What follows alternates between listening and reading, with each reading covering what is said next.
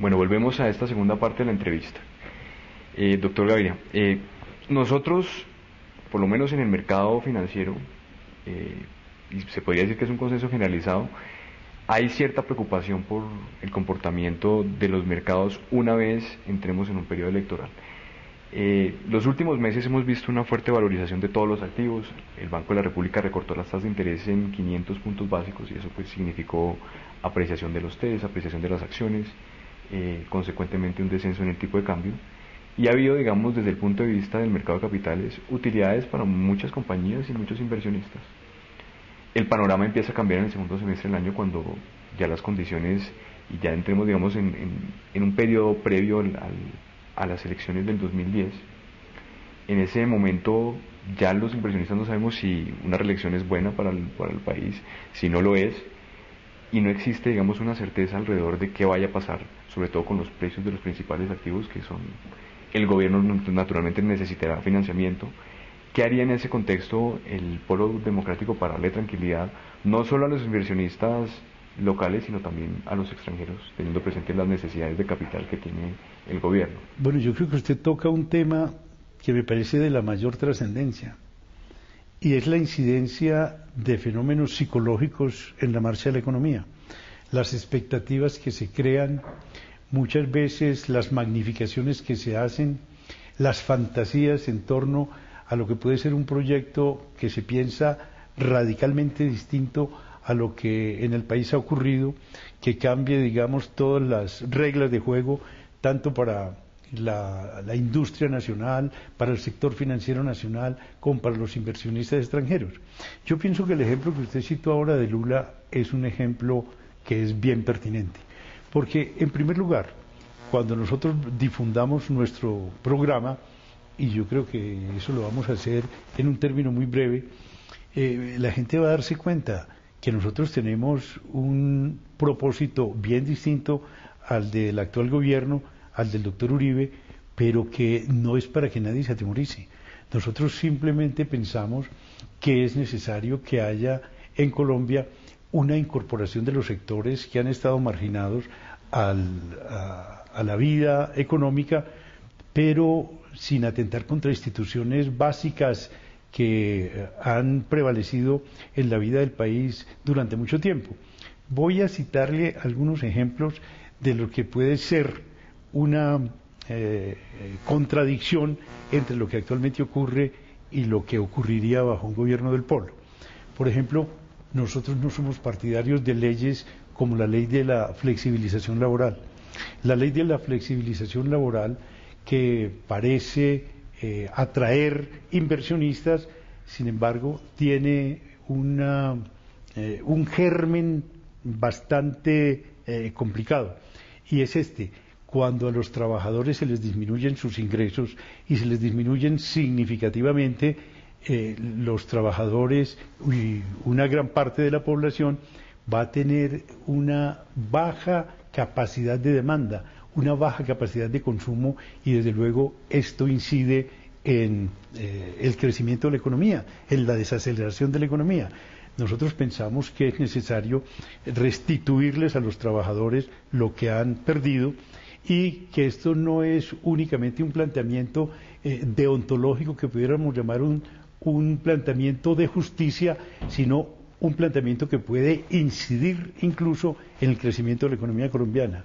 Nosotros consideramos que leyes que se dictaron casi paralelamente, como la llamada de flexibilización laboral y casi simultáneamente la llamada ley de seguridad jurídica, que les garantiza a los inversionistas que vengan a Colombia en determinado periodo que las reglas tributarias, por ejemplo, no van a cambiar durante 20 años, es grave para la economía colombiana y es grave para la capacidad de demanda que tengan los trabajadores, y que finalmente redunda incluso no únicamente en perjuicio de los sectores más deprimidos de la economía colombiana, sino que redunda en perjuicio de la economía misma. Consideramos que las ventajas exageradas que se han dado durante este gobierno a los inversionistas, por ejemplo, gabelas como las zonas francas, gabelas como las de una deducción tan significativa en la renta, cuando se trata de adquisición de activos productivos, etcétera, redundan incluso en perjuicio de la economía.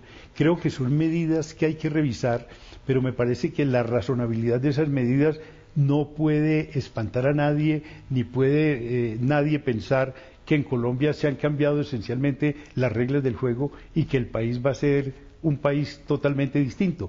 Va a ser un país diferente en el sentido de que se considera que los derechos de los trabajadores hay que satisfacerlos y que hay que satisfacerlos no en bien únicamente de los derechos mismos de los trabajadores y de los trabajadores, sino en bien de el interés común y de la economía colombiana. El tema laboral definitivamente es un tema complicado y que además genera mucha confusión y contradicción, porque cuando uno mira, por ejemplo, la experiencia norteamericana, Estados Unidos es un país cuya fuerza laboral tiene unos estándares de vida supremamente altos, naturalmente motivados por una estructura global que le sustenta ese bienestar, pero también es la economía más flexible. Lo vimos en el último año. Hemos visto cómo las empresas, de una manera muy ágil, logran recortar el personal de una manera eficiente. Eso no quiere decir que sea bueno o que sea malo, pero lo que sí permite, naturalmente, es que las compañías salgan a flote después de una coyuntura muy fuerte.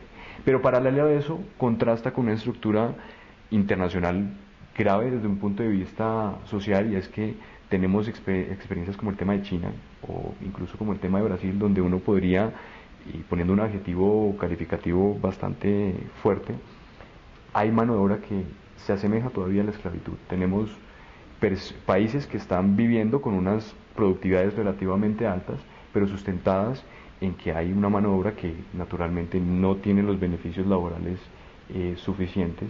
Se les está pagando. En China están los ejemplos clarísimos, hay gente que vive con menos de $100. Entonces uno dice, ¿cómo, siendo esa una de las ventajas competitivas en teoría y desde el punto de vista cruel que tenemos los países emergentes, cómo defender una política un poco más social y humana desde el punto de vista del polo democrático para una economía como la nuestra, cuya ventaja competitiva naturalmente es el hecho de tener una mano de obra barata para que vengan las empresas? A mí me parece que es impresentable el argumento de que a Colombia deben venir los inversionistas porque pagamos los peores salarios del mundo. Me parece que, como le digo, no solo en un plano que usted llama moral, en un plano de justicia, sino también en un plano pragmático de la economía, esto es insostenible. Voy a citarle dos casos. Uno, el caso de China, que usted me ha tocado. ¿Cierto? Es cierto, en China los salarios mínimos son incluso bastante significativamente inferiores al salario que percibe un trabajador en Colombia. Pero resulta que en China la salud es gratis, la educación es gratis, la vivienda es gratis y por tanto un trabajador que devenga un promedio, yo visité China a comienzos del año pasado, un trabajador que devenga un promedio de $100 mensuales vive perfectamente con ese salario. En cambio, en Colombia es difícil que una persona con el salario mínimo subsista, sabiendo todos los gastos que tiene a su cargo, porque el Estado no asume los cargos, no asume ese tipo de gastos. Fíjese, por ejemplo, que el hecho de que la salud se haya privatizado, siendo un servicio público que apunta hacia la satisfacción de una necesidad esencial, determina que ni la salud, ni la educación, ni la vivienda de los trabajadores queda satisfecha con el salario mínimo. Lo que ocurre en un estado como China, que naturalmente además puede darse, iba a decir ese lujo, pero me parece que es demasiado audaz la expresión, porque se trata de un estado autoritario. Nosotros no aspiramos a tener un estado autoritario como el estado chino. Nosotros aspiramos a que haya una sociedad mejor organizada, con más equilibrio entre el capital y el trabajo, pero dentro de una democracia.